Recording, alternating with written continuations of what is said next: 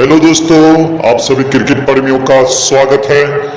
एक बहुत बड़ी खबर निकल के सामने आ रही है कि T20 वर्ल्ड कप में भारत और बांग्लादेश के बीच जो क्रिकेट मैच खेला गया, जिसमें भारत को 5 रन से विजयी घोषित किया गया था, उस मैच के बाद बांग्लादेश के विकेट कीपर इनामुल हक ने विराट कोहली पर सवाल खड़ा किया कि उन्होंने फेक फील्डिंग के द्वारा हमारे खिलाड़ियों का ध्यान भटकाया।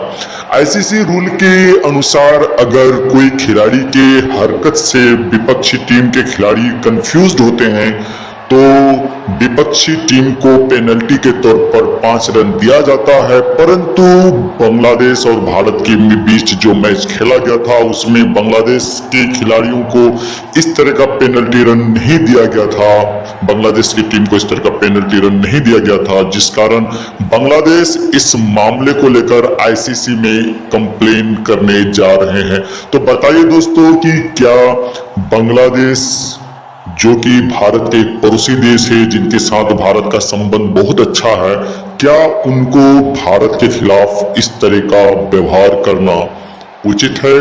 कमेंट सेक्शन में आप अपनी राय जरूर रखें। धन्यवाद।